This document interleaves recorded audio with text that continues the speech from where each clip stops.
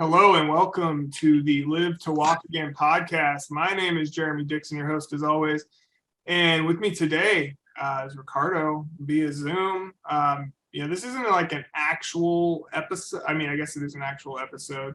It's not we're not interviewing anybody. I wanted to come on and talk about the Damar Hamlin situation, the safety for the Buffalo Bills, who it turns out now ended up having a heart attack, had cardiac arrest on the field after making a tackle, just collapsed. And I was watching it live. It was very disturbing, to say the least, especially not knowing what the injury was at the time. They kind of landed awkwardly, the two men, as they went to the ground, as Damar Hamlin tackled T. Higgins for the Cincinnati Bengals. And so you don't really know you see the guy collapse. And then I called you, Ricardo.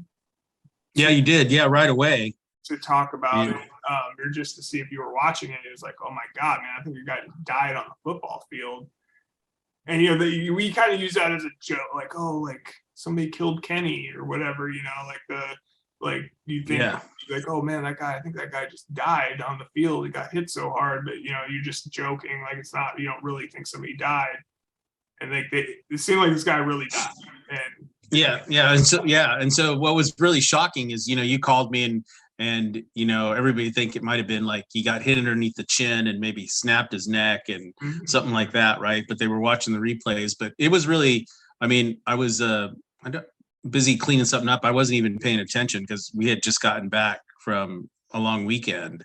And then you called me and said, hey, are you watching this? And you were really upset. And I said, no. So I turned it on and looked at it. And when I saw it, I went, oh my God, it was frightening. It was just, made your hair stand on end. And, the worst part, again, is not knowing after any kind of injury, right. And so we were thinking spinal cord injury possibly, but then we found out as the moments passed that he had cardiac arrest, and that they had to do CPR on him. And, and in the last 2.5 days since Monday night, basically, I've been paying attention to Damar Hamilton to see Hamlin to see what was going on every day. And, you and I have been communicating, and it didn't look like it was getting any better. But just a couple hours ago, they had a news conference from the hospital, and looks like neurologically he's there. And they one of the reporters had asked if, he can feel his hands and feet. And he said, yeah. So, but he's on a long road to recovery, but it just was really shocking. But then at the same time, one of the things is that how a lot of people are pulling for this young man, which just gives me faith in this country. No matter what your political views are or whatever, everybody's pulling for this kid. Yeah. And, so, and that's the beautiful part about this, so. Yeah, I couldn't agree more. Man, I had some, I was really kind of, and still, man, I don't know, I'm a diehard football fan, just in general. And I'm not, this is the first time in a while I'm not looking forward, oh man, there's a game coming up Saturday. I can't wait to see, who wins between Kansas City and I forget who they're playing, but it's just I don't feel like I really want to watch football right now after seeing that. And I was, obviously we've had going into it thinking oh my, could he have possibly just suffered a spinal cord injury? What's going on here? I'm thinking immediately of, Eric LeGrand and Chris Canales and Corey Borner and these guys that we've had on the podcast that their lives got changed forever. I'm sure on one level or another, Damar Hamlin's life was just changed forever too.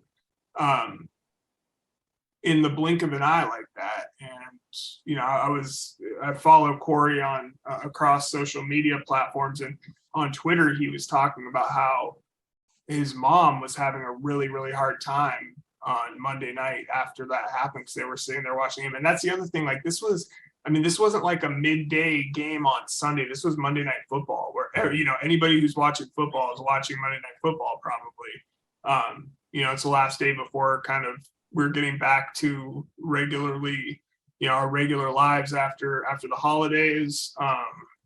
So everybody's watching this game and watching this young man collapse on the field.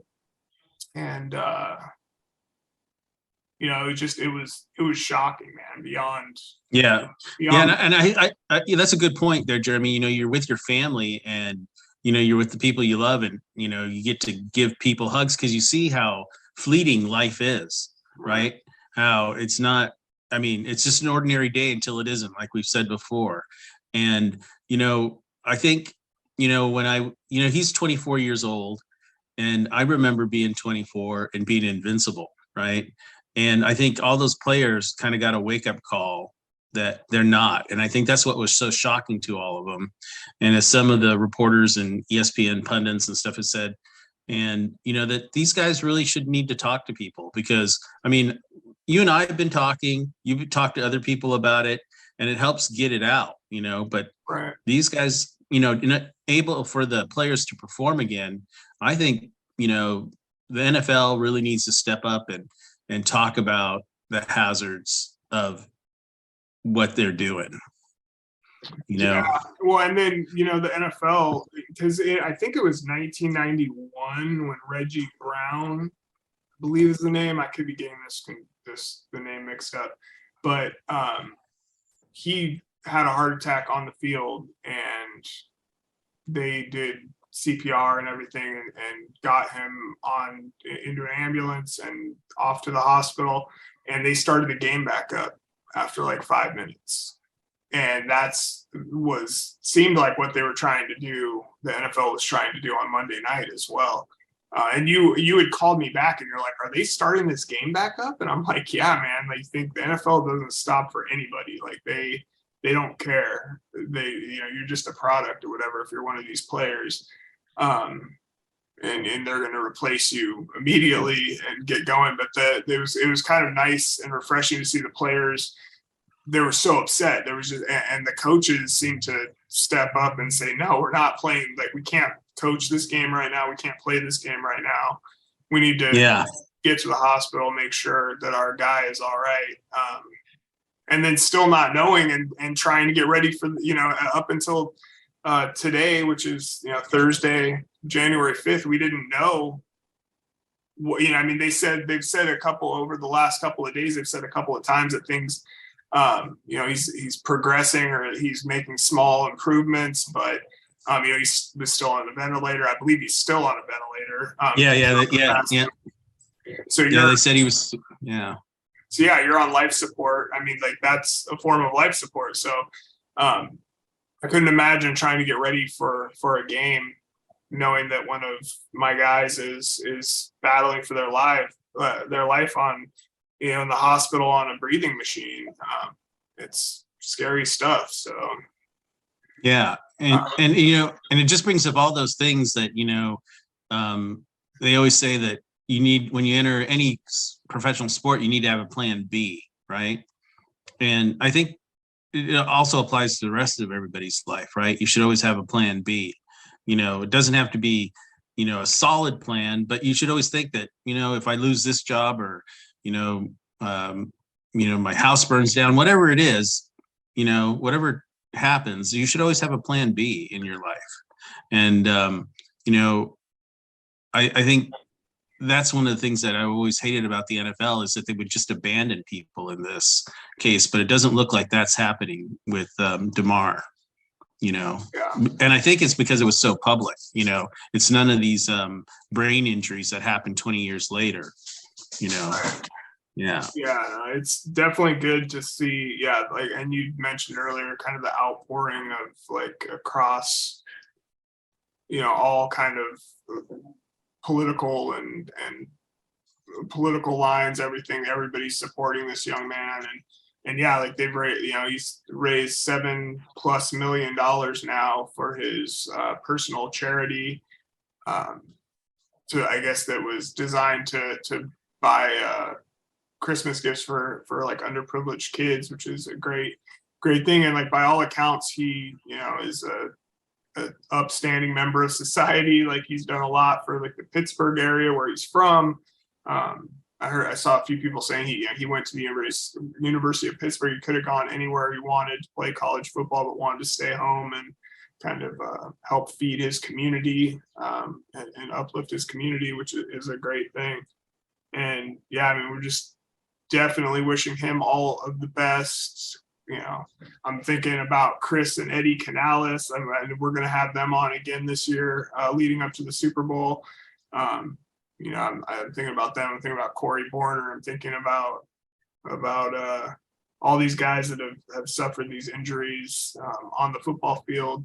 Or I mean, it really just it was such a traumatic thing to see in person, like live on TV while you're sitting in your living room. I mean, that's not what you expect. Like, I'm watching this thing, excited for my fantasy football league that I've got one of the quarterbacks in my league, and the guy I'm playing has got the other one in his, and we're battling it out. And like, that's, like, nobody's thinking they're going to see something like that happen on this game on a Monday night in January. Yeah, exactly. So it put everybody's lives back in perspective, I think.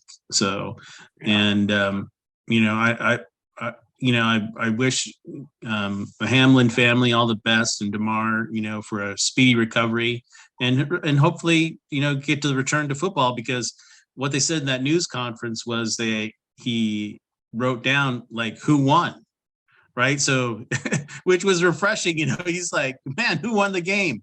And that's the whole thing, is that these guys live and breathe football, not because they're 24 years old or not because they played college ball. It's because they played football when they were 5 years old with their uncles and their brothers. And, they were in minor little league football teams and everything their whole lives. This is all they've done their whole life.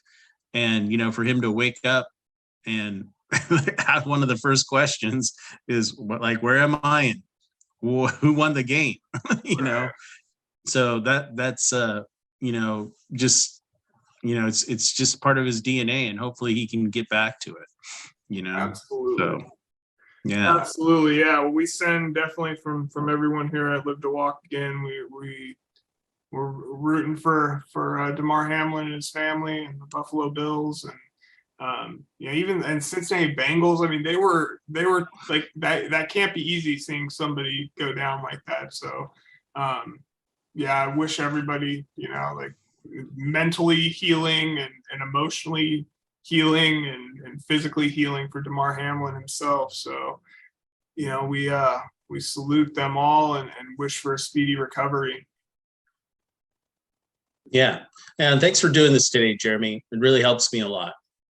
Yeah, no, I'm glad we were able to, that was a good idea by you, Ricardo, to kind of talk about this, I think, and just, get our thoughts out there, because like I said, I keep saying, like, I thought, and not to make it about me or about people with spinal cord injuries or whatever, but that's like kind of the first thing that goes through my mind every time I see one of these vicious hits in the NFL, and the ambulance has to come out and take somebody off the field, and you never know. What, right. Blink of an eye, everything can change. Yeah. Flashback, gives you that flashback, right? So, but we're gonna definitely. I think Willie Frank III is our returning champion. I think he might be back on the podcast in the next couple of days here. So this is just kind of a little quick. Welcome into 2023. Welcome to 2023. Talk about a topic that's pressing, and we're going to get back to it. Got a lot of exciting guests coming up this year.